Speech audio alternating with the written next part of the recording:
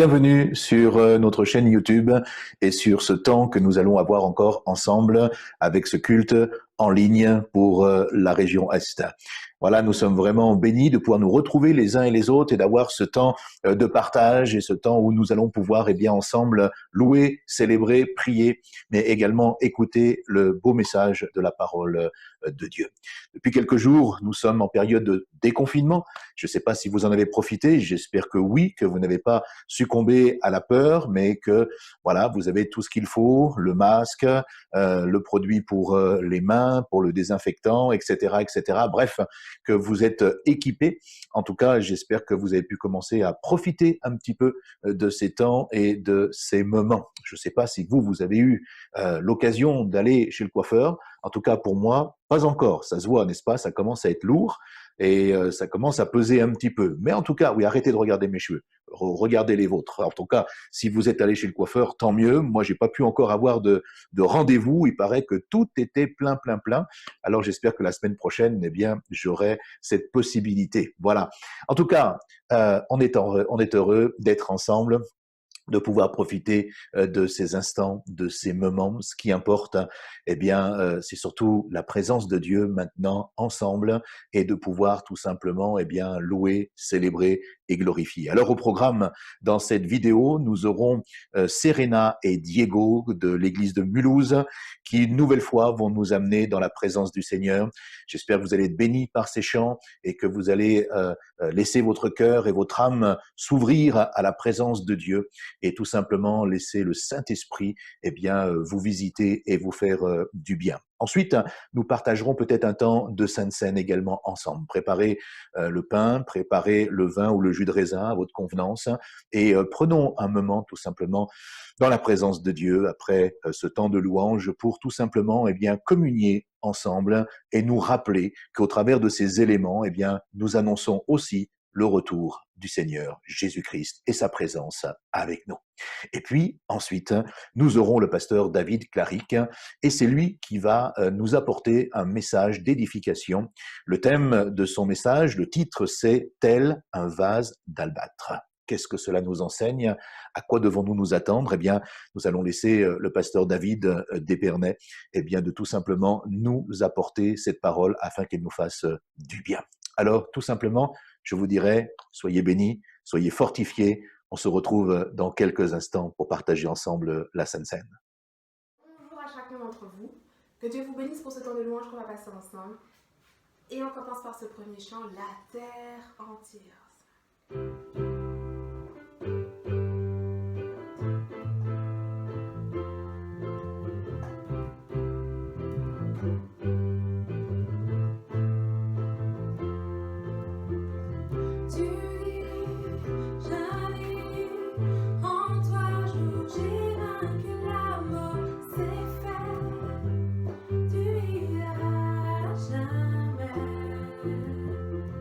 Tu rêves, oh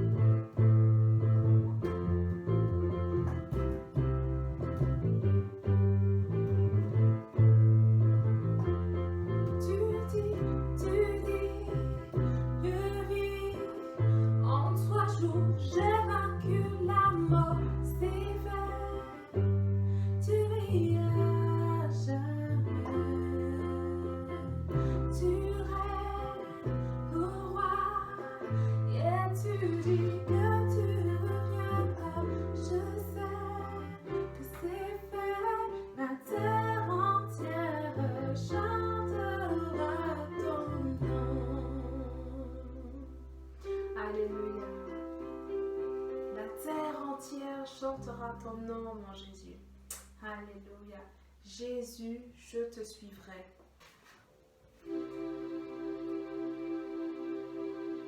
Dans la joie, quand le soleil m'inonde, sur les monts où ta présence abonde.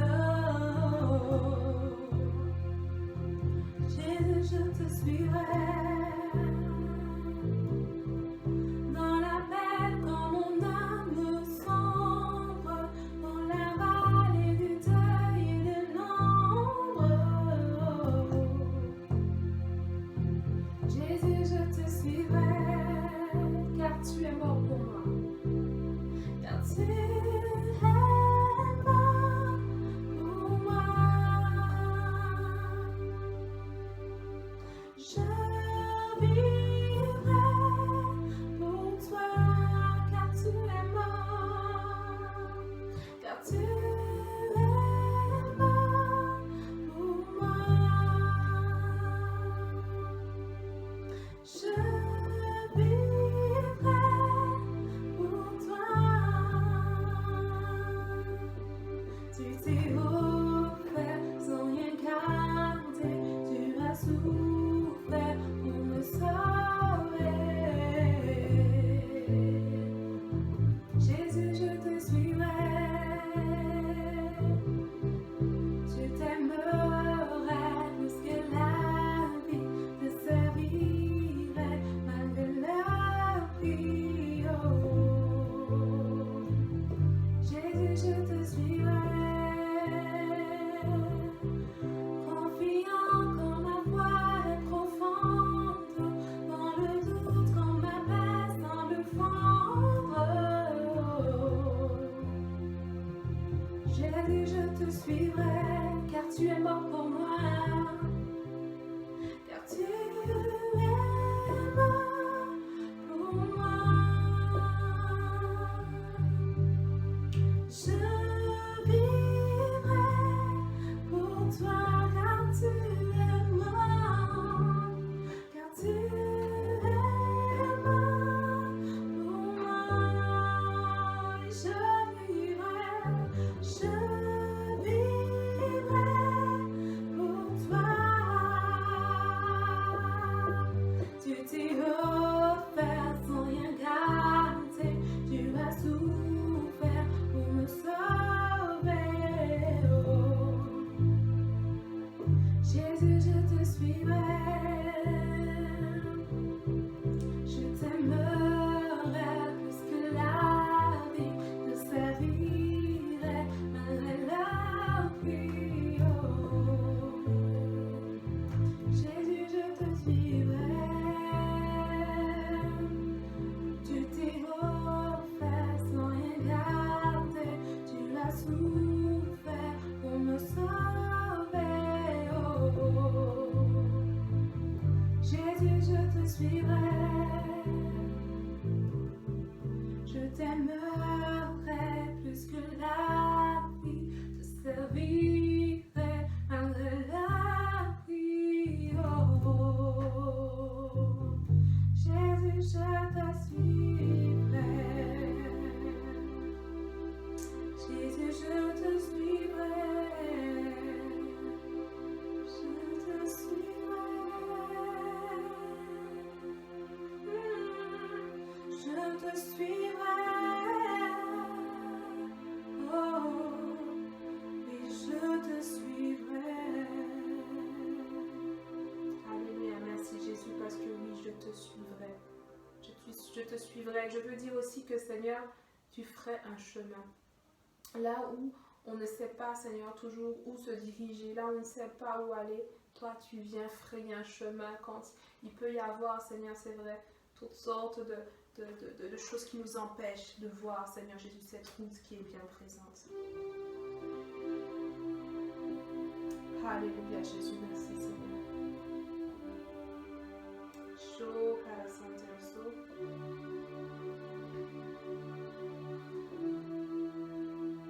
tu es là, présent parmi nous, et je t'adore, et je t'adore.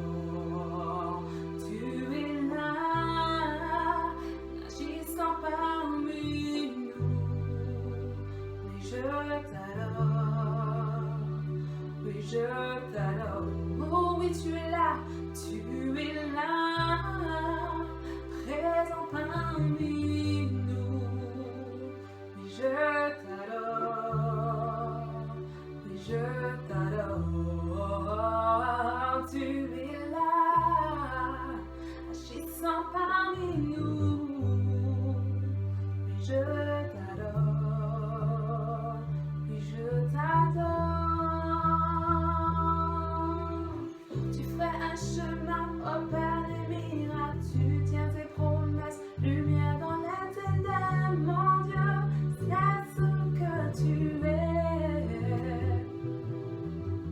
Tu ferais un chemin, oh Père des miracles, tu tiens tes promesses, lumière dans les ténèbres, mon Dieu, c'est ce que tu es.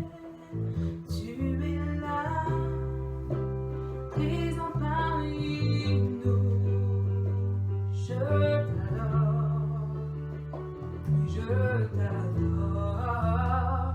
Tu es là, agissant parmi nous. Je t'adore, oui je t'adore. Oui tu es là, agissant parmi nous. Oui je t'adore, oui je t'adore. Oui tu es là, présent parmi nous. Oui je t'adore, oui je t'adore. Tu ferais un chemin, mon Père de miracles, tu tiens tes promesses, lumière dans les ténèbres, c'est ce que tu es. Tu ferais un chemin, mon Père de miracles, tu tiens tes promesses, lumière dans les ténèbres, mon Dieu, c'est ce que tu es. Tu ferais un chemin, oh Père des miracles, tu tiens tes promesses, lumière dans les ténèbres, mon Dieu, c'est ce que tu es. Tu ferais un chemin, oh Père des miracles, tu tiens les promesses, lumière dans les ténèbres, mon Dieu, c'est ce que tu es. Tu es là, présent parmi nous. Je t'adore, et je t'adore. Tu es là, tu restes dans les cœurs brisés. Et je t'adore, et je t'attends. Tu es là, oui tu es là, présent parmi nous. Oui je t'adore, oui je t'adore. Tu es là, tu restes dans les cœurs brisés. Oui je t'adore, oui je t'adore. Tu ferais un chemin, au Père des miracles, tu tiens tes promesses, lumière dans les ténèbres, mon Dieu, c'est ce que tu es. Tu ferais un chemin, au Père des miracles, tu tiens tes promesses, lumière dans les ténèbres, mon Dieu, c'est ce que tu es. Tu ferais un chemin, au Père des miracles, tu tiens tes promesses, lumière dans les ténèbres, mon Dieu, c'est ce que tu es. Tu ferais un chemin, au Père des miracles, tu tiens tes promesses, lumière dans les ténèbres, mon Dieu, c'est ce que tu es.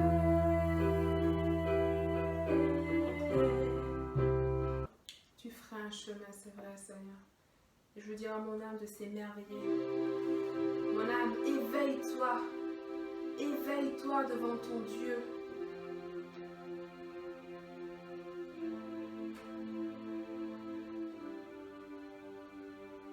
Alléluia. Éveille-toi, mon âme. Éveille-toi, mon âme. Voici l'aurore, sors du sommeil. Éveille-toi.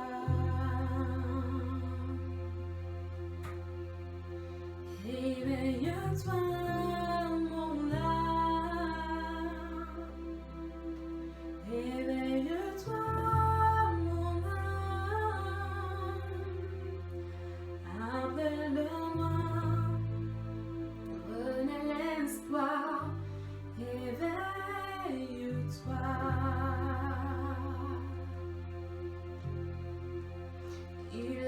souffert, il s'est livré, sacrifié là sur le bois.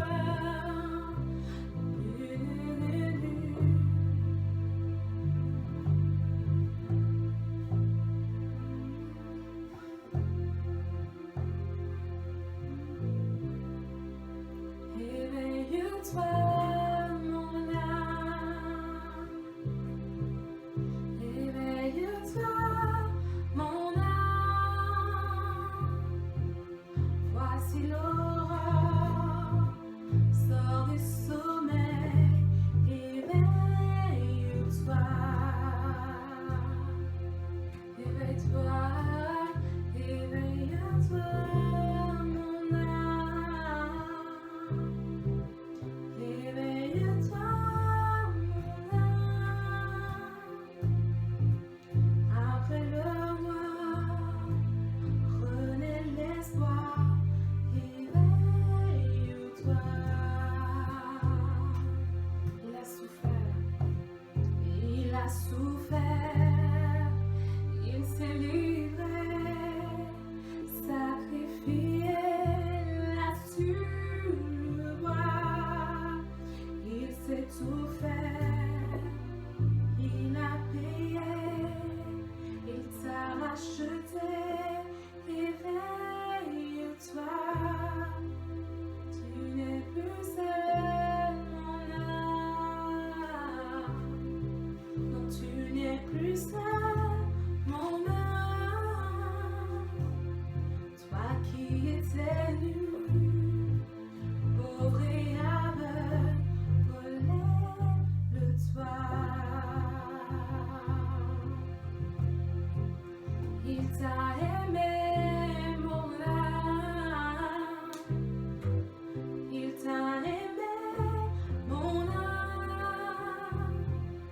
Le Dieu des merveilles, de toi ces merveilles, s'élèvent de toi. Son corps blessé, son cœur brisé, sa vie ôtée, donnée pour toi. Le sang amer, la croix du calvaire, les larmes du Père versées pour toi. Et dans le ténèbre jaillit la lumière, tout est accompli, tu vis en moi. Le tombeau désert, la pierre est roulée, Christ ressuscité, tu vis en moi. Éveille-toi,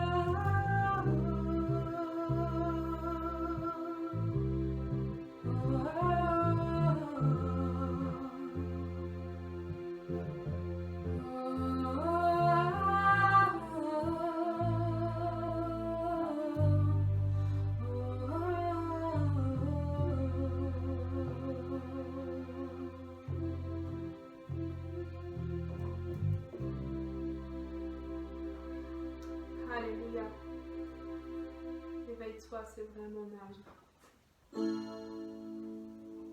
Tu m'as ébloui par tes mélodies, tu m'entoures d'un chant d'amour, chant de délivrance devant mes ennemis, toutes mes craintes s'enfuient. Je ne suis plus esclave de la peur, je suis enfant de Dieu. Je ne suis plus esclave de la peur, je suis enfant de Dieu. Avant ma naissance, tu m'avais choisi, tu connaissais mon nom, tu m'as fait renaître, oui tu m'as adopté, ton sang coule dans mes veines. Je ne suis plus esclave de la peur, je suis enfant de Dieu. Je ne suis plus esclave de la peur, je suis enfant de Dieu.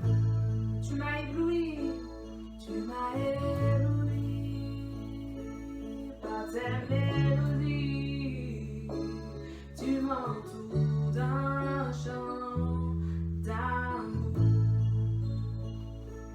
tu m'as délivré par mes ennemis et toutes mes craintes s'enfuient. Je ne suis plus esclave de la peur, je suis enfant de Dieu. Je ne suis plus esclave de la peur, je suis enfant de Dieu.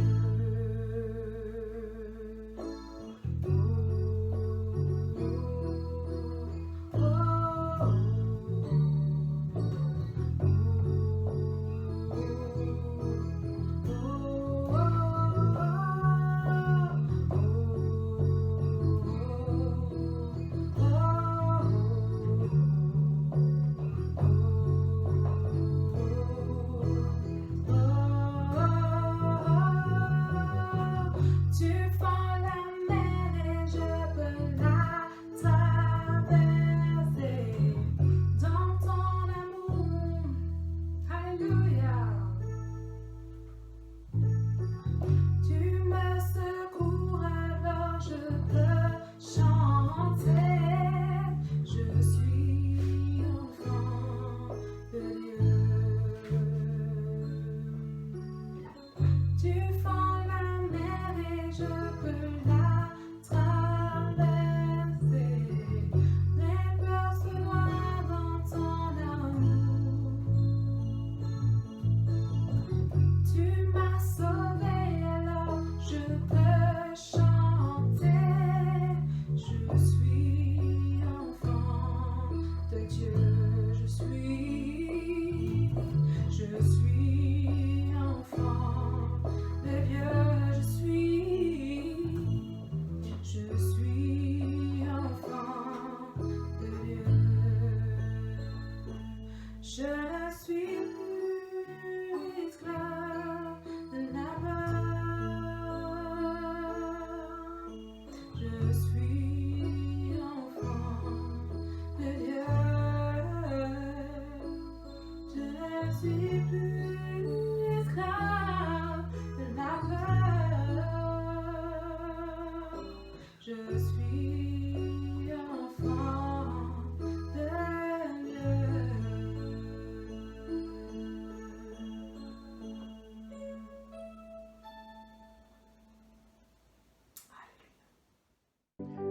Je vous invite à prendre avec moi, après ces temps de louange, un moment de recueillement pour partager ensemble la Sainte Seine.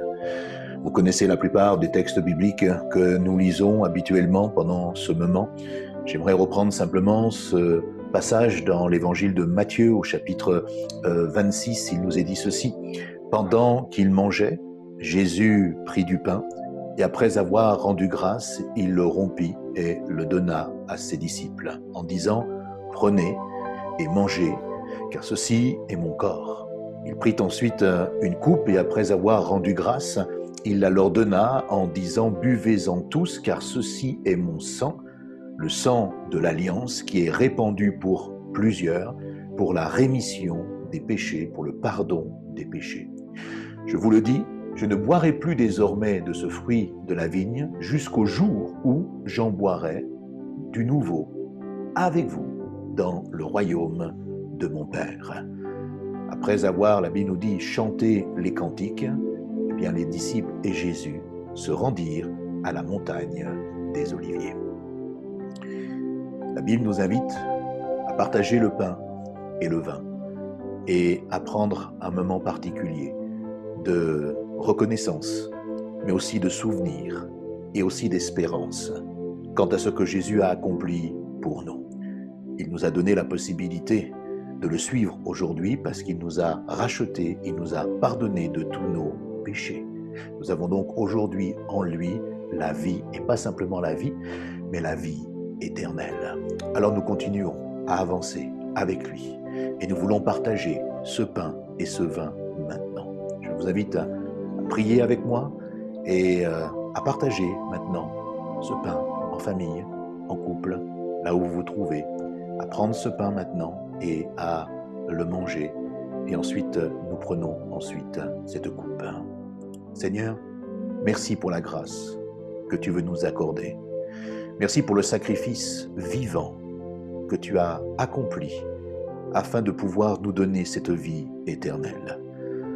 Déjà, les hommes à l'époque n'avaient pas compris que sur la croix, tu te donnais et que ton sang pouvait donner la vie, que dans tes meurtrissures, il y avait la guérison de nos maladies.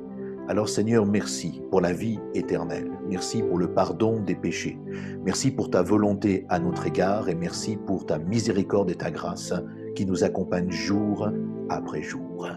Sois béni, Seigneur, pour ce que tu es en train de faire maintenant dans le nom de Jésus. Amen. Je vous invite à prendre le vin maintenant et à partager la coupe, cette boisson qui symbolise le sang de Jésus-Christ, cette nouvelle alliance qui est répandue pour plusieurs.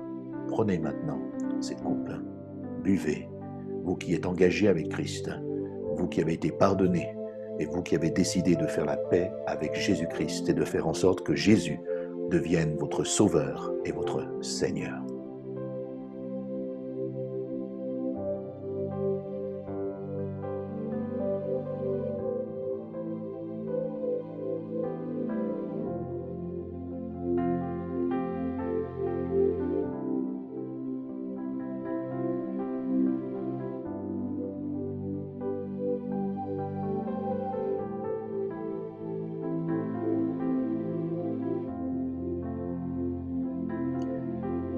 Merci pour ce temps que tu nous donnes, Seigneur, de pouvoir partager ces instants et ces moments. Que le Seigneur soit béni et que Dieu vous bénisse également. Et nous allons nous faire du bien en écoutant maintenant la parole de Dieu avec le pasteur David Claric qui nous enseigne maintenant. Soyez bénis. Bonjour à toutes et à tous, soyez les bienvenus. Je suis très heureux de prendre ce temps avec vous, ce temps de partage. Et je voudrais vraiment vous souhaiter la bienvenue sur le site de l'EPE de Mulhouse, que ce temps que nous allons prendre ensemble autour de la parole de Dieu puisse vraiment vous encourager et vous fortifier. Mais avant d'aller plus loin, j'aimerais prendre le temps avec vous de prier quelques instants, de remettre à Dieu ces moments afin que nos cœurs soient pleinement disposés à entendre ce que Dieu veut nous dire et veut venir nous révéler. Seigneur, je te rends grâce et je te bénis pour ta présence et te dis merci encore pour ce privilège que nous avons d'être ensemble. Ensemble peut-être par écran interposé, mais ensemble de cœur, unis de cœur. Ensemble, nous sommes là devant toi et nous voulons simplement te dire, viens régner dans notre vie. Nous avons pris ce temps de louange, pris ce temps d'adoration. Nous voulons, Seigneur, simplement, dans ces moments, Seigneur, prendre le temps de t'écouter parler, prendre le temps de laisser ton esprit venir déposer en nous ce que toi, tu veux nous dire. Seigneur, merci pour ta parole parce qu'elle a un impact, parce qu'elle veut toucher, parce qu'elle veut encore nous amener plus loin. Que ton nom soit glorifié et que ton nom soit béni. Amen. Alors, ce matin, j'aimerais vous emmener avec moi à un moment particulier de la vie de Jésus, ou en tout cas à un moment particulier du ministère de Jésus, où Jésus va être invité chez un homme religieux et va rencontrer une femme qui va venir à ce moment-là apporter à Christ ce qu'il y a de meilleur. Un moment précis, complètement imprévu, mais un moment incroyable, un moment touchant, un moment où l'amour inconditionnel de Jésus va se manifester dans une vie parce qu'un cœur va venir s'ouvrir et répandre son âme devant Christ et va lui offrir toute la reconnaissance. Ce cœur va lui offrir tout ce qu'il y a de meilleur. Le récit de cette femme qui va venir rencontrer Jésus, un récit bouleversant, très touchant, parce que cela nous montre qu'il y a toujours en Dieu et avec Dieu la possibilité d'un nouveau départ. Bien sûr, ce récit nous parle de cette femme pécheresse et en général, on en parle comme étant un message d'espérance, d'évangélisation pour que des cœurs se tournent vers Dieu. Mais je crois qu'il y a aussi pour nous toute une signification importante que nous allons tenter de voir ensemble ce matin. Si le cœur est droit, si le cœur est vrai, si le cœur est sincère, je crois qu'à ce moment-là, cette personne va vivre un vrai temps de changement. Cette personne va vivre un vrai temps de libération intérieure. Cela est vrai pour celui qui se tourne vers Dieu, peut-être pour la première fois, qui va accepter Jésus, qui va reconnaître son état de pécheur.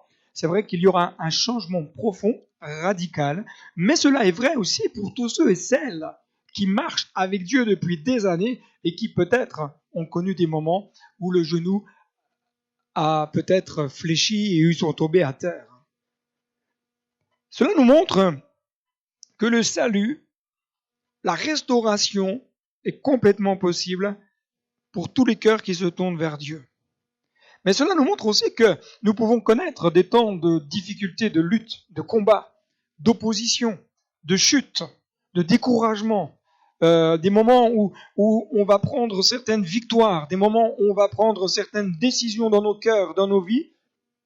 Et même si on a pris ces décisions, même si on a choisi de suivre Christ, même si on a choisi de vivre pour Jésus, nous allons connaître aussi des moments où peut-être c'est plus difficile. Des moments où on se sent peut-être indigne. Des moments où on se sent peut-être incapable. Alors, avant d'aller plus loin, j'aimerais juste vous poser 2 questions au préalable. Tout d'abord, qu'est-ce que je suis ou qu'est-ce que vous êtes prêt à offrir à Christ? Qu'est-ce que je suis dans ma vie prêt à offrir à Christ? La deuxième question que j'aimerais voir avec vous, c'est avec quelle disposition de cœur nous apportons notre parfum à Christ. Chaque jour que Dieu fait, nous sommes appelés à offrir ce qu'il y a de meilleur.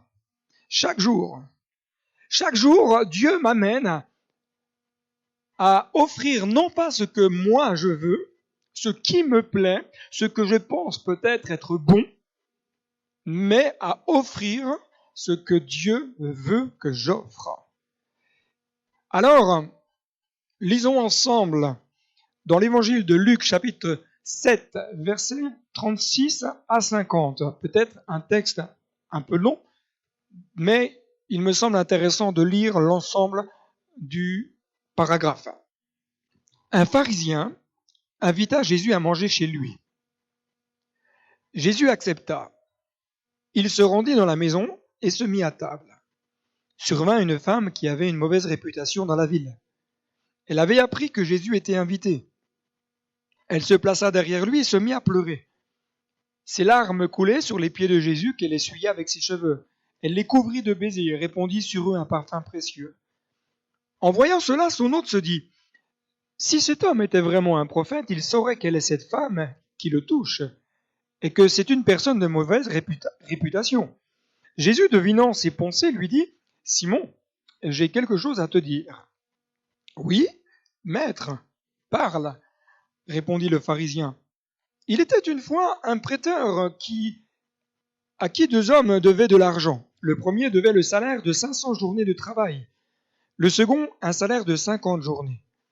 Comme ni l'un ni l'autre n'avaient de quoi rembourser leurs dettes, il en fit cadeau à tous les deux. À ton avis, lequel des deux aura le plus de reconnaissance envers lui ? Je suppose, répondit Simon, que ce sera celui auquel il a fait le plus grand cadeau. Tu as tout à fait raison, lui dit Jésus. Puis, montrant la femme, il continua. Tu vois cette femme ? Eh bien, quand je suis entré dans ta maison, tu ne m'as pas apporté d'eau pour me laver les pieds. Elle, par contre, me les a arrosés de ses larmes et les a essuyés avec ses cheveux. Tu ne m'as pas embrassé, mais elle, depuis qu'elle est entrée, elle n'a cessé de couvrir mes pieds de baisers. Tu n'as pas versé d'huile parfumée sur ma tête, mais elle a répandu un parfum précieux sur mes pieds. Dans ces conditions, Simon, crois-moi, ses nombreux péchés lui ont été pardonnés. C'est pour cela qu'elle m'a témoigné tant d'amour. Mais celui qui pense avoir peu de choses à se faire pardonner ne manifeste que peu d'amour.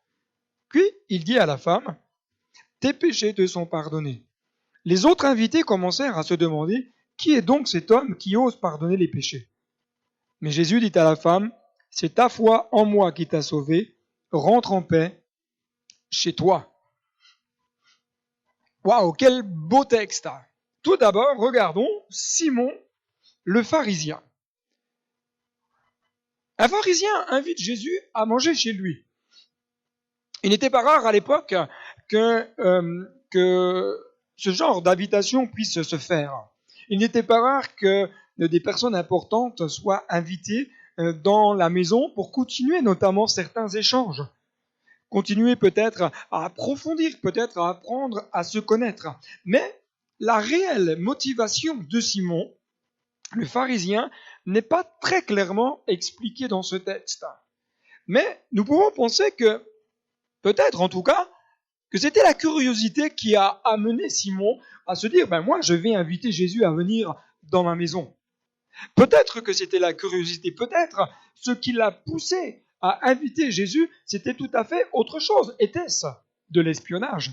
Était-ce pour trouver peut-être une faille dans le discours de Jésus ?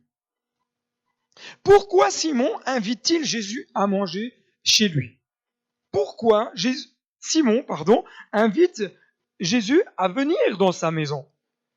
Quelle que soit la motivation de Simon, parce que nous pourrions extrapoler, chercher des idées, etc., mais quelle que soit la décision de Simon, Jésus, lui, va accepter de venir.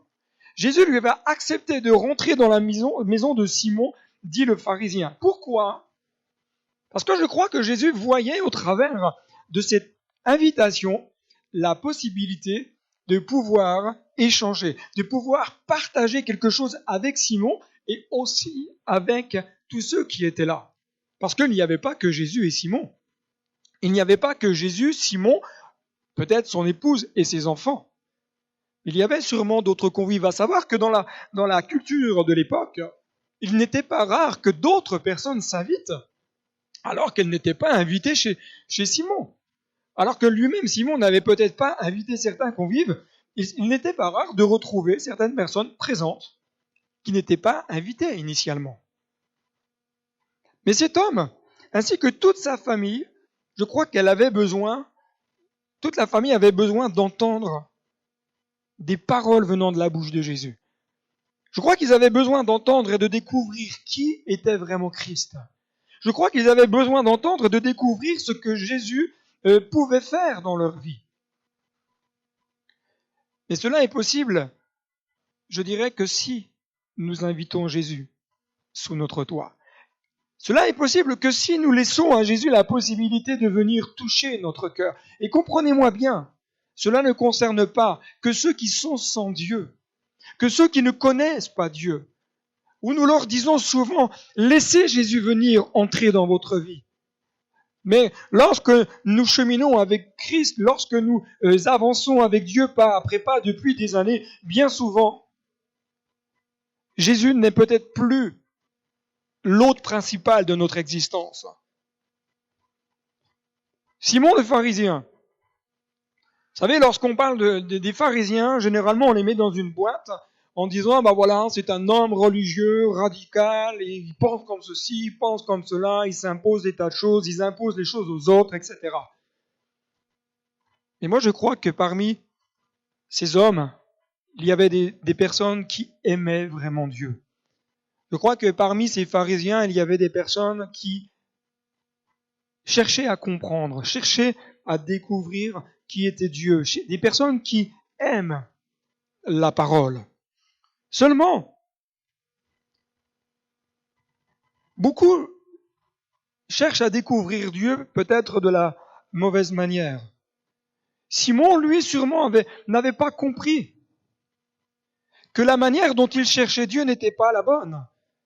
Simon n'avait sûrement pas compris que l'application de la loi à la lettre des règles humaines ne lui ouvrait en aucun cas les portes du ciel. Ça ne lui donnait pas la priorité pour que le ciel vienne sur sa vie. Il n'avait peut-être pas compris que l'application de la tradition ne permettait pas à la bénédiction de descendre sur son existence. Écoutez ceci. Tout cela me montre que nous pouvons poursuivre une tradition toute notre vie et pourtant ne jamais connaître l'auteur de la vie. Nous pouvons pratiquer toutes sortes de règles et pourtant ne pas vivre pleinement la bénédiction de Dieu. Je crois qu'il est urgent que nous puissions revenir au pied du Maître. Je crois qu'il est urgent que nous puissions revenir au pied du Maître et le rechercher de tout notre cœur. Il n'y peut y avoir de vraie communion avec Dieu au travers d'une religion. C'est impossible. Simon, tes œuvres ne te sauveront pas. A remplacé le prénom de Simon par un autre prénom. Les œuvres ne nous sauvent pas. La vie de Jésus nous amène à vivre totalement et pleinement ce que Dieu a prévu pour nous. Pouvons-nous déduire que le fait que Simon ait invité Jésus chez lui démontrait que son cœur acceptait Christ dans sa vie? Est-ce que cela démontrait clairement que Simon était prêt à dévoiler qui il était? Est-ce que le fait que Jésus vienne dans sa vie, est-ce que Simon était prêt, peut-être, à dévoiler son besoin, l'état de son cœur? En réalité, Simon ne reconnaissait en Jésus qu'un rabbin. Parce que Simon va l'appeler maître. Et à l'époque, il n'y avait que les rabbins que nous appelions maîtres. C'est-à-dire, Simon voyait en Jésus quelqu'un qui enseignait, quelqu'un qui connaissait la loi mosaïque.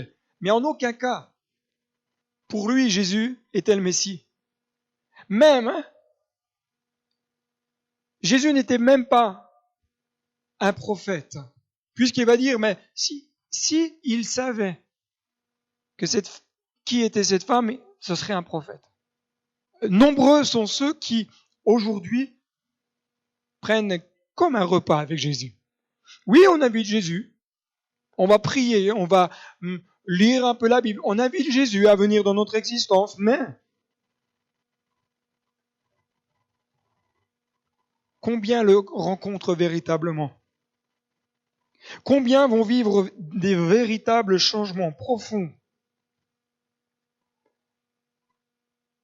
Je crois qu'il y a certaines choses que nous ne vivons pas parce que nous ne voulons pas montrer à Dieu, à Christ, qui nous sommes véritablement.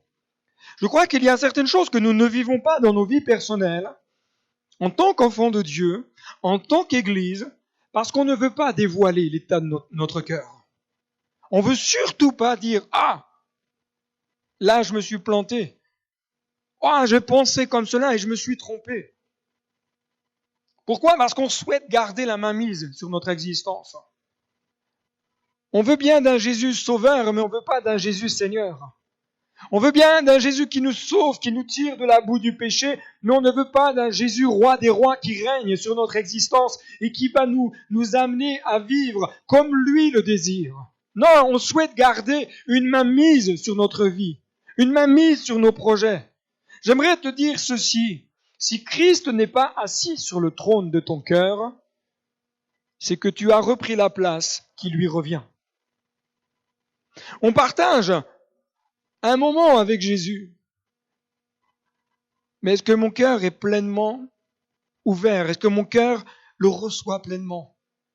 On partage des moments de communion le dimanche matin, présent lorsque l'église est ouverte ou par écran interposé. On partage des temps avec Jésus dans ces moments-là et le reste de la semaine. Quelle est la place de Christ vraiment? Quelle est la place de Christ? Quelle est la place de Dieu dans ma vie? Laisser Jésus entrer pleinement dans notre cœur, c'est lui permettre de régner, c'est lui permettre qu'il gère, qu'il nous guide, qu'il règne sur notre vie, et pas seulement dans certains domaines, pas seulement dans certaines directions, mais dans tout. La religion de Simon le cloisonnait. Vous savez, c'est ce genre de situation où vous êtes comme enfermé. Vous êtes bloqué de toutes parts, vous vous sentez cloisonné. Et la religion cloisonnait Simon dans les principes, dans la conception, dans la tradition, ce sont autant d'éléments qui cloisonnaient Simon et qui l'empêchaient d'aller plus loin, qui l'empêchaient de pouvoir se projeter dans ce que Dieu avait prévu pour lui. Chers amis, je ne jette la pierre à personne. Mais combien de fois je vois parmi les enfants de Dieu des personnes qui vivent en étant plus royalistes que le roi, parce qu'ils se sont imposés des règles, parce qu'ils pensent que l'évangile c'est comme cela que ça doit être vécu, alors tout le monde doit le vivre de la même manière. Impressionnant. Impressionnant. Parce qu'ils pensent que c'est telle chose, c'est bon dans leur existence, donc tout le monde doit appliquer ce qu'ils pensent de bon. Mais qu'est-ce que Dieu pense? On s'impose des traditions. La tradition des chants, la tradition de la manière de faire le culte. Oui, mais parce que ça s'est toujours fait comme ça. Quand j'étais petit, c'était comme cela. La tradition, mais la tradition nous empêche de vivre pleinement ce que Dieu a prévu.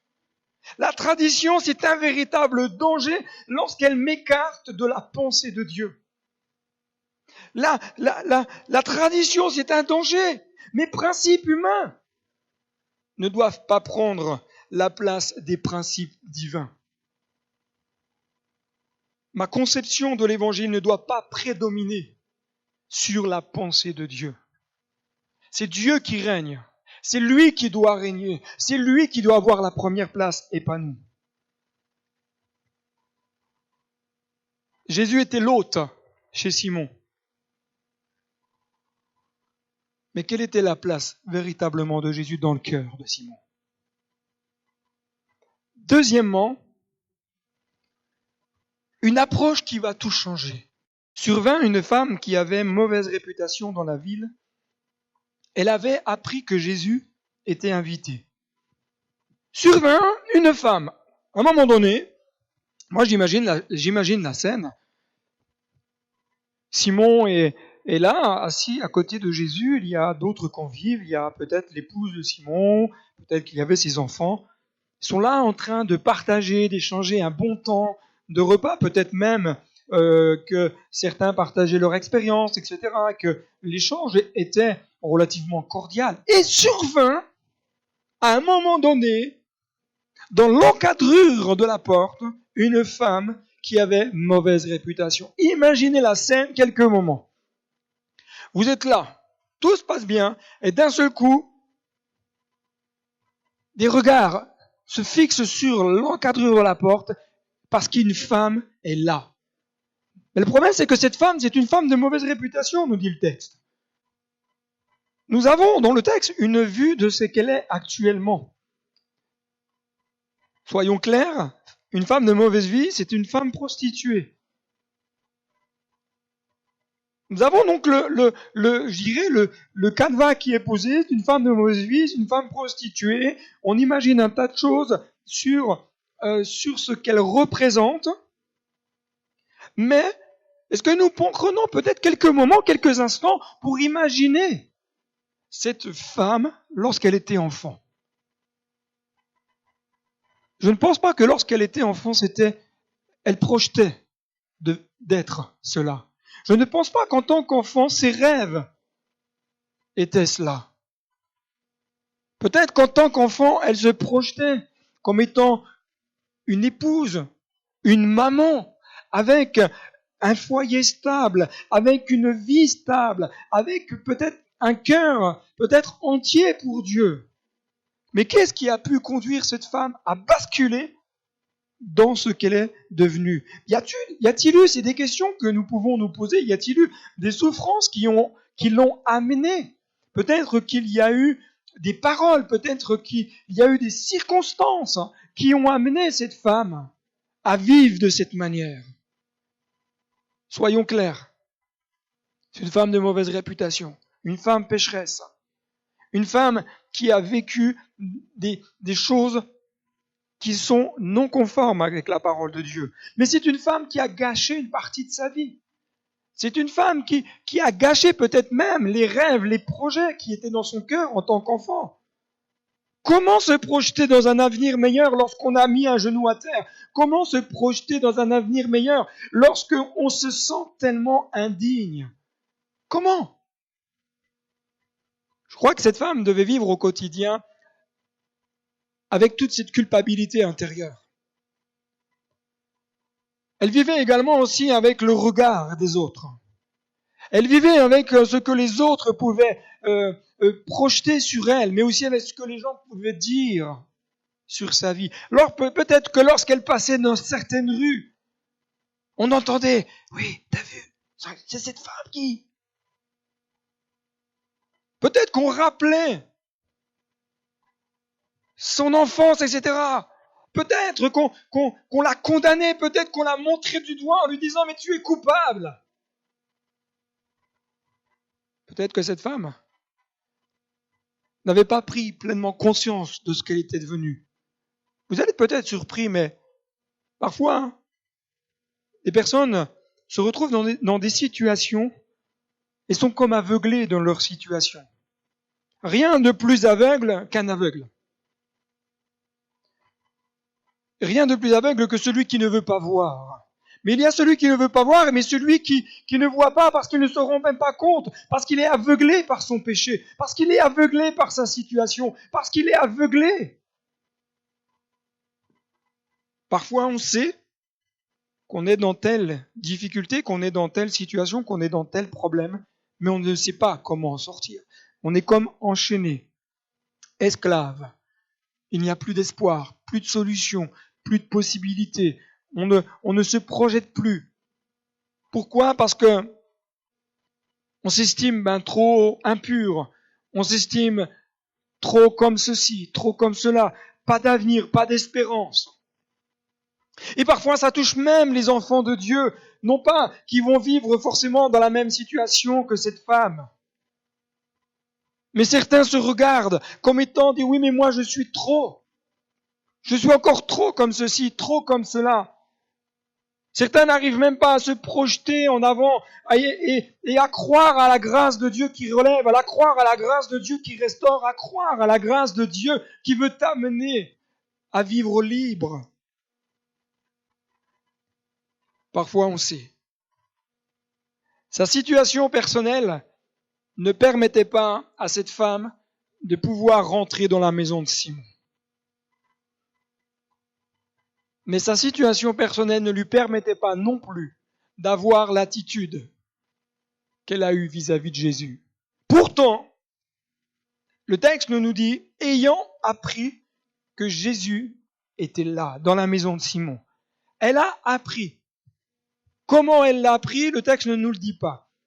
Comment elle l'a appris, l'a amené à croire qu'une possibilité de changement lui était donnée.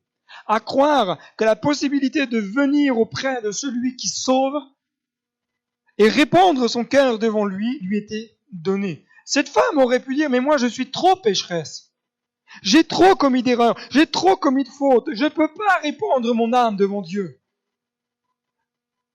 Et toi, est-ce que c'est pas parfois ton sentiment? Lorsque quand tu commences à prier, tu dis, mais moi je suis trop. Je fais encore tellement d'erreurs, je fais encore tellement de fautes, je fais encore tellement de bourdes dans ma vie. Comment est-ce que je peux m'approcher de Dieu? Cette femme aurait pu dire cela. Ne sommes-nous pas parfois comme cette femme? Ne sommes-nous pas parfois avec ce sentiment d'indignité? De dire, mais moi non, je ne suis pas assez digne. Combien de fois avons-nous pensé ne pas mériter une seconde chance? Combien de fois lorsque nous fautons, enfin je vais dire je faute parce que vous ça vous arrive pas, mais combien de fois lorsque je faute, je me bats pas parfois avec ce sentiment de dire mais moi je mérite pas la grâce, je mérite pas le pardon. J'ai l'impression que des fois c'est un éternel recommencement, mais comment pour pouvoir bénéficier? Voire, nous pouvons être aussi confrontés comme des personnages comme Simon, des chefs religieux, des hommes spirituels, que lorsqu'ils vous regardent, même sans dire un mot, vous entendez la loi se prononcer en disant « tu ne commettras pas ». Et sentiments de honte et de culpabilité, de jugement se posent sur nous. Je crois que nul ne peut prétendre avoir une vie totalement correcte. Je crois que même en tant qu'enfant de Dieu depuis 10, 15, 20, 30, 40 ans, nul ne peut prétendre dire, moi je suis droit, j'ai pas de problème, j'ai pas de péché, je fais toujours les choses bien, je me trompe jamais, je commets jamais de choses anormales, je dis jamais de paroles désobligeantes, je ne juge jamais personne, je ne critique jamais personne. Personne ne peut dire cela. Personne ne peut prétendre à cela. Nous avons tous en nous quelque chose, je crois, qui nous rappelle que nous sommes indignes. Nous avons tous en nous quelque chose qui nous rappelle que nous avons besoin surtout de la grâce de Christ. Le pardon est pour ceux qui reconnaissent leur état. Le pardon est pour ceux qui reconnaissent leur état de cœur, et la bénédiction, elle est pour ceux et celles qui viennent au pied de Christ. Elle est pour ceux et celles qui viennent avec humilité. Elle a appris. Je crois que certainement, elle n'a pas reçu un carton d'invitation en lui disant « Tiens, une invitation, sache que Jésus est dans la maison de Simon le pharisien tel jour et à telle heure pour un repas. Alors viens, t'es invité. » Je crois personnellement même qu'elle n'était pas dans le groupe WhatsApp de la synagogue. Elle n'a pas reçu. Elle n'a pas reçu une invitation par SMS.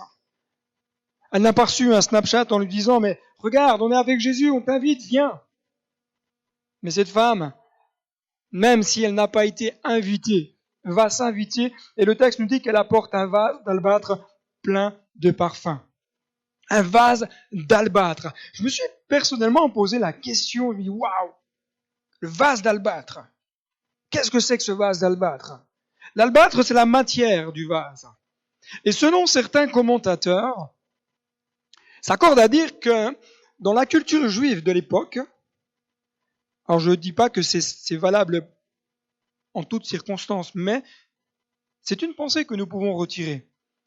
Dans la culture juive de l'époque, les jeunes filles se voyaient remettre dès leur naissance un vase d'albâtre. Et chaque anniversaire, on y mettait à l'intérieur un parfum de grand prix. Ce vase était gardé comme cela, et à chaque année, on y reversait du parfum de grand prix, de valeur, de façon à ce que le jour du mariage, le vase était rompu, on enlevait, il y avait comme un cachet de cire qui bouchait donc l'embouchure du vase, et l'épouse donc rompait le cachet de cire et versait du parfum sur le lit conjugal, dans la chambre nuptiale, là où le mari n'était encore pas rentré. La femme versait du parfum sur le lit, sur les tentures, sur les rideaux, de façon à ce que dans la pièce conjugale, il y ait une bonne odeur. Regardons ensemble la scène de cette femme qui arrive dans l'embouchure de la porte. Tu as mangé avec lui. Jésus se rendit chez lui et se mit à table. Allons les enfants, laissez-nous. Vous m'entendez? Allons. Ah, ces enfants, ils ne sont jamais tranquilles. Que vient-elle faire là? Je ne sais pas.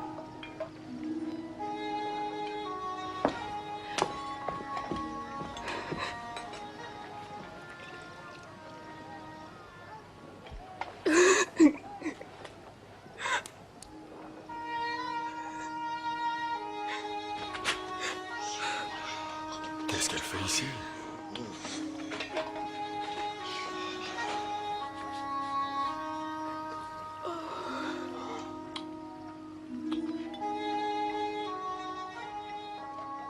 Si cet homme était vraiment un prophète, il saurait qui est cette femme qui le touche.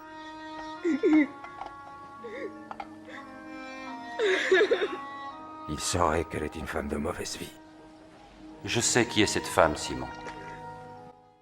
Ce qui avait de la valeur, ce n'était pas le contenant, c'était le contenu. Cette femme, elle va venir avec tout ce qu'elle avait de plus cher pour l'offrir à Christ. Qu'est-ce qu'elle avait d'autre? Sa vie, c'était une femme pécheresse. Elle n'avait que ce vase de valeur, ce parfum, ce contenu qui était là de parfum de grand prix. Ah, l'enveloppe, vous savez, n'était peut-être pas la plus belle qui soit. L'enveloppe, peut-être même, pouvait mettre une forme de répulsion. Et pourtant, le contenu, c'est ce qu'il y avait de meilleur. Alors, lorsqu'on a vu cette femme, on aurait pu dire, ah non! Mais son cœur avait de la valeur. Son cœur qui venait à ce moment-là, s'approchant de Jésus, était un cœur qui était plein de reconnaissance, qui savait, qui reconnaissait en Jésus le Sauveur, le Messie, celui qui pardonne, celui qui donne des possibilités de deuxième chance. Le cœur de cette femme renfermait un parfum de grand prix. Le cœur de cette femme était un parfum de valeur. Le parfum du cœur de cette femme avait plus de valeur et de bonne odeur que le parfum que le vase contenait. Elle viendra avec cette attitude respectueuse. Elle va casser les codes. Cette femme, elle va casser les codes. Elle se moque de savoir ce qu'on pense d'elle, ce qu'on va dire d'elle, les regards qui vont se poser sur elle. Elle s'en moque, elle casse les codes, parce que ce qui lui importe le plus à ce moment-là, c'est de trouver le chemin du ciel. C'est de pouvoir avoir une connexion avec son Sauveur. Et même si nous avons rencontré Jésus depuis très longtemps, même si nous ne sommes peut-être pas comme cette femme avec une mauvaise vie, est-ce que nous sommes prêts quelque part à venir à Christ tel que nous sommes, comme l'a fait cette femme? Être vrai. Est-ce que nous savons être vrais avec Dieu? Est-ce que nous savons être vrais avec Christ? Dans nos moments d'intimité, est-ce que nous savons être vrais? Est-ce que nous savons lui dire, oui Seigneur, c'est vrai, tu sais. De toute façon, tu sais comment je suis, tu sais comment je parle, tu sais comment j'ai du mal, tu sais. Alors Seigneur, je te donne ma vie, je te donne mon cœur, je te l'ouvre. Prends, agis, travaille mon cœur, travaille mon existence. Je veux t'offrir ce qu'il y a de meilleur, mais œuvre en moi. Être vrai. Est-ce que je suis prêt à venir à Christ avec un parfum de valeur, c'est-à-dire ce que je suis et non pas ce que je veux faire paraître? On est plus parfois dans le paraître que dans l'être. On veut montrer que, mais en réalité on n'est pas. On a nos habits de chrétiens, bien sapé sur un 3 pièces avec des pantalons à pince, une belle cravate. On est dans le paraître, mais dans le cœur, on n'y est pas. Ce que Dieu veut de nous ce matin, chers amis, c'est le cœur, être vrai. La Bible continue en disant, elle se tint derrière. Cette femme va venir avec humilité. Elle ne vient pas avec prétention, elle ne vient pas en prétendant un titre, en prétendant peut-être « je mérite ». Non, elle va venir avec humilité, se placer derrière. Elle sait qui elle est, elle ne le cache pas. Elle ne vient pas avec l'apparence ou avec des faux semblants, mais elle va oser franchir le seuil de la maison, prête à affronter le regard des autres, entendre les critiques. Qu'importe pour elle, qu'importe. Ce qu'elle souhaite, c'est rencontrer Christ. Ce qu'elle souhaite, c'est se connecter avec le Sauveur du monde. Elle sait que Jésus est là dans la maison. Elle sait que la possibilité de vivre un nouveau départ, la possibilité de vivre autre chose, c'est dans cette maison parce que c'est Jésus qui y est. Elle sait que celui qui l'aime est là. Elle se place en position de soumission. Elle va s'agenouiller, simplement, devant les pieds du Maître. Elle se met à terre. Est-ce que lorsque je m'approche de Dieu, avec quelle attitude de cœur je m'approche de Dieu? Oh, parfois, frères et sœurs, chers amis, je suis tellement attristé lorsque je vois des personnes s'approcher de Dieu comme si, alors que notre position, la plus belle des positions, c'est d'être à genoux au pied du Maître. Et lorsque je suis à genoux au pied du Maître, lorsque je répands mon cœur et mon âme devant Dieu, alors je suis vainqueur. Alors je peux vivre des choses extraordinaires. Suis-je prêt à revenir à Christ? Suis-je prêt à rompre le vase pour y répandre le parfum? Savons-nous goûter encore à ces doux moments où l'Esprit de Dieu veut encore se manifester, où l'Esprit de Dieu vient nous toucher afin de nous amener à vivre le changement, afin de nous amener à vivre la progression, à lâcher prise, à abandonner notre vie, à abandonner nos luttes et offrir ce qu'il y a de meilleur. Le vase sera brisé. C'est dans le brisement parfois que sort que ce qu'il y a de bon. C'est dans le brisement parfois que sort que ce qu'il y a de meilleur en nous.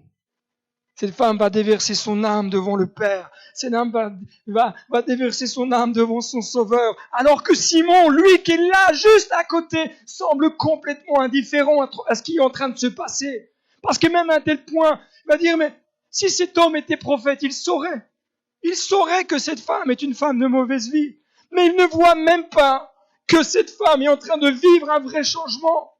Et que cette femme, en vivant un vrai changement, est en train de lui dire, mais toi aussi, Simon, tu peux vivre un vrai changement. À nous de saisir la possibilité que Dieu nous offre pour répandre notre âme devant Christ et de bénéficier de toute sa grâce. Deux cœurs dans ces moments, deux cœurs, deux attitudes de cœur avec une approche différente, mais qui vont donner une destinée différente. Les raisonnements de Simon vont être des freins pour lui. Parce que sa religion, elle place comme un voile devant ses yeux. La religion, chers amis, place des voiles devant nos yeux et nous empêche de voir ce que Dieu peut faire et ce que Dieu veut faire. La religion de Simon place des règles restrictives dans sa vie. Alors que Dieu veut déverser, alors que Dieu veut lui ouvrir les portes de la grâce. La religion de Simon lui donne le sentiment de sécurité, alors qu'en réalité, il est enfermé dans une prison décorée. La religion de Simon l'empêche de vivre avec humilité le plan de salut.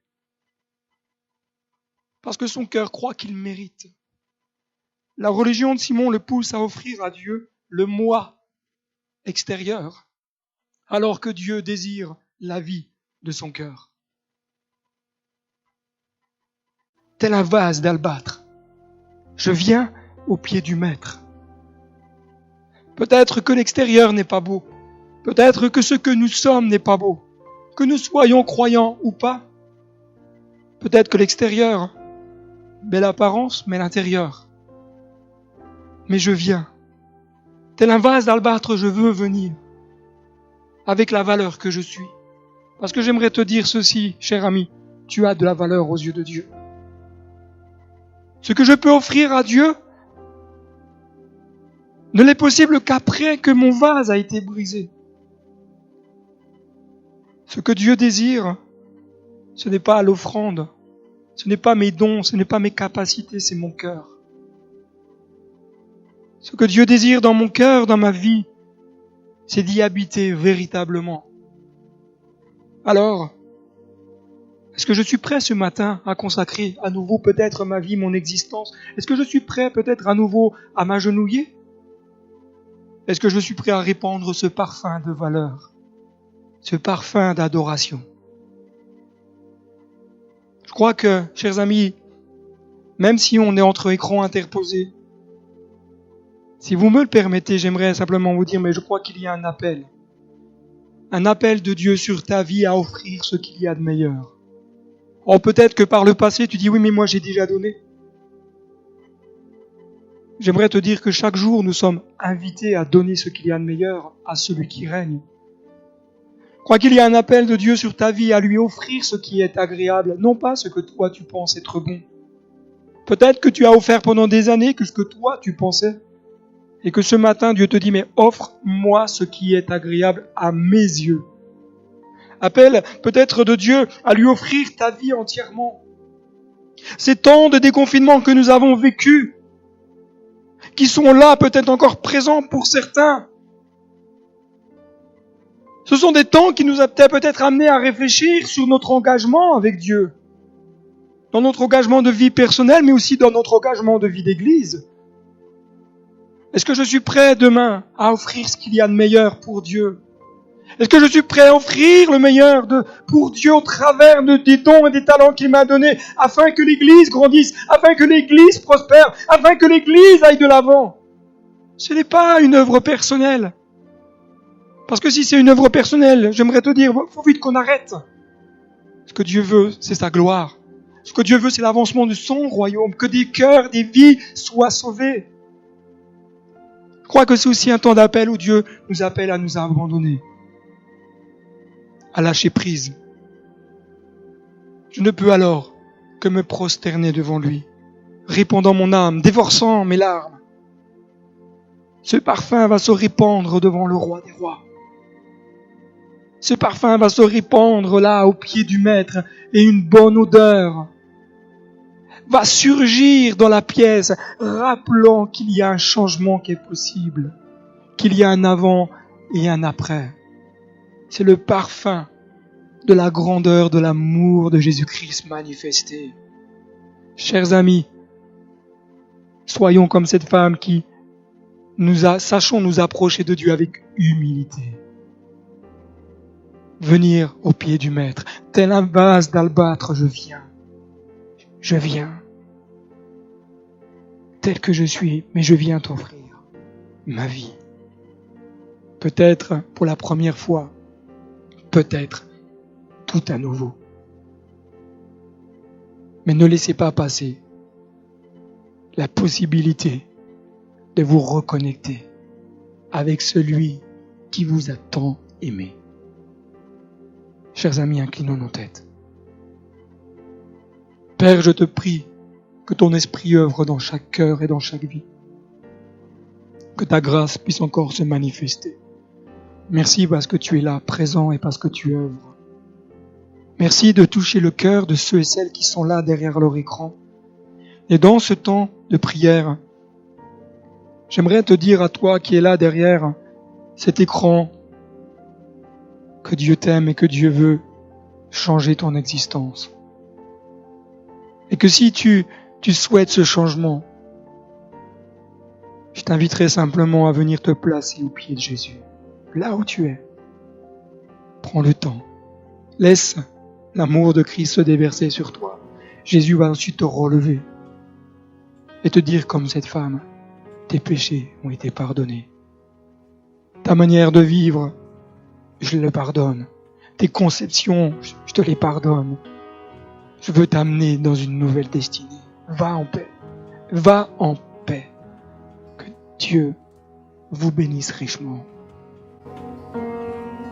T'es un vase d'albâtre, brisé au pied du maître. Je tombe. Après le brisement, je me donne entièrement à toi. À toi.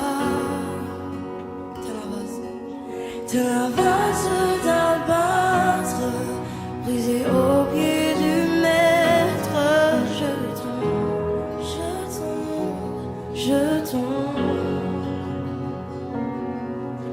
Après le brisement, je me donne entièrement à toi. À toi. Au milieu de la foule, mes yeux ne voient que toi. Et tout ce que mon cœur désire, te louer sans rien retenir. Je chante digne, digne, digne est le Seigneur. Je chante digne, digne, digne est le Seigneur. T'es un vase d'albâtre, brisé au pied du maître. Je tombe, je tombe, je tombe. Après le brisement, je me donne entièrement à toi, à toi, à toi.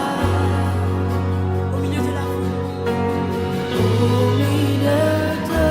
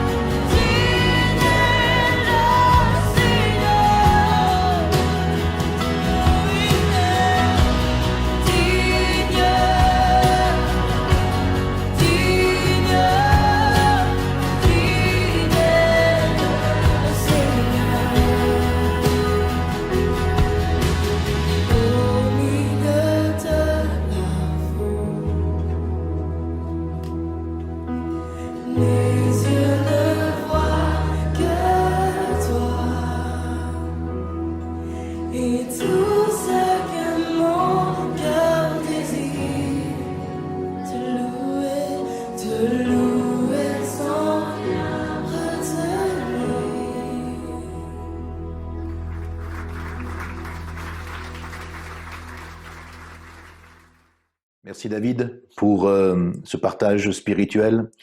Cette femme, son attitude, son comportement, son cœur. Bénissons Dieu, que le Seigneur puisse nous toucher aussi à travers ses paroles et à travers ces moments que nous avons vécus avec lui et avec toi également. Voilà, un grand merci donc. Et avant de nous séparer, quelques annonces ensemble, tout simplement. Vous rappeler que tous les dimanches et tous les mardis, nous avons un temps ensemble sur nos réseaux sociaux, sur Facebook ou sur la Sentinelle Info ou Sentinelle de prière sur la chaîne YouTube. Même si c'est le déconfinement, vous avez appris que pour l'instant, nos églises restent fermées, que nous n'avons pas la possibilité de célébrer des cultes. Et même si nous avions la possibilité de le faire, vous imaginez sans trop de mal qu'en respectant toutes les normes maintenant sanitaires et les gestes barrières, ça sera certainement très compliqué. Mais certainement que nous aurons des solutions et nous aurons davantage d'informations prochainement à vous communiquer. Alors continuons d'être patients et continuons de réinventer l'Église de manière différente et de pouvoir se réunir encore de cette façon-là et d'avoir des temps de célébration ensemble. L'Église, encore une fois, vous le savez, vous et moi, ce n'est pas un bâtiment, c'est chacun d'entre nous. Alors continuons à être l'Église, à vivre l'Église et à faire rayonner l'Église dans tous les lieux où nous nous trouvons. Justement, à ce propos, vous savez que c'est la période actuellement du Ramadan. Et pour la fin bientôt de cette période de Ramadan, nous aurons une date très particulière. Mardi prochain, soyez là.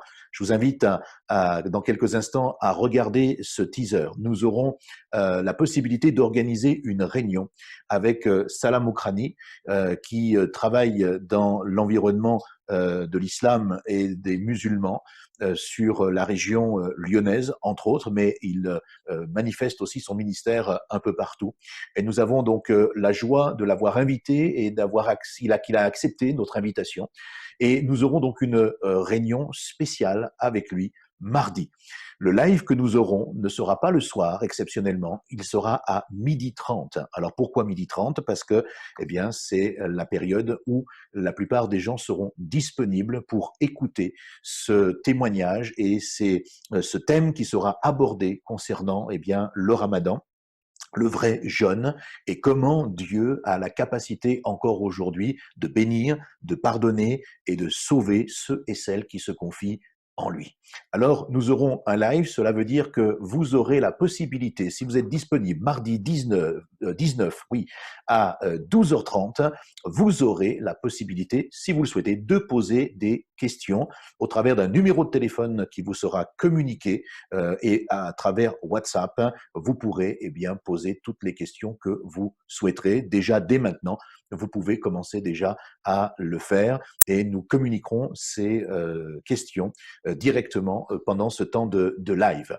Ensuite, il y aura des témoignages également, il y aura des temps de chant et nous aurons certainement un temps merveilleux ensemble aussi dans la présence de Dieu. Mardi soir, nous aurons ce rendez-vous également, mais en rediffusion, ainsi que mercredi matin à 1h du matin, nous aurons aussi cette diffusion directe pour pouvoir que nos amis musulmans puissent aussi écouter ce message de la puissance de Dieu et de ce que le Messie est capable d'accomplir encore aujourd'hui. Je vous invite à regarder ce teaser avec moi maintenant.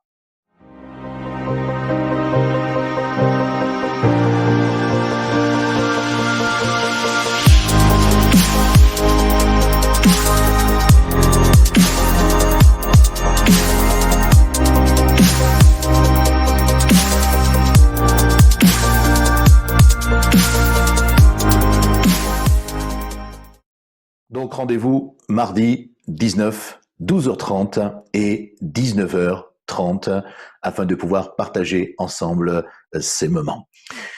Je vous invite également à continuer comme vous le faites et encore une fois, un grand merci pour le soutien que vous apportez à vos églises, à vos œuvres, vous qui maintenez de pouvoir faire des dons à l'église afin que l'église continue son œuvre, son travail et sa mission. Un grand merci. Certains nous ont posé également la question, et nous ont demandé comment eh bien, soutenir également la sentinelle de prière qui travaille et investit pour la diffusion de ces messages vidéo. Eh bien, vous pouvez le faire. Vous avez les liens dans la description de cette vidéo. Vous pouvez aller sur notre site sentinelle avec un s.info et vous pouvez ensuite aller dans la rubrique divers et ensuite faire un don. Et là, vous aurez l'occasion, via un virement ou via Helloasso, de pouvoir aussi soutenir la sentinelle de prière. D'avance, un grand merci pour ce que vous faites. Merci également d'être là régulièrement, de partager là sur le chat également, et puis de diffuser également. N'hésitez pas à répandre les liens de ces missions, de ces vidéos, de ces différents messages. Si certains vous ont interpellé, n'hésitez pas.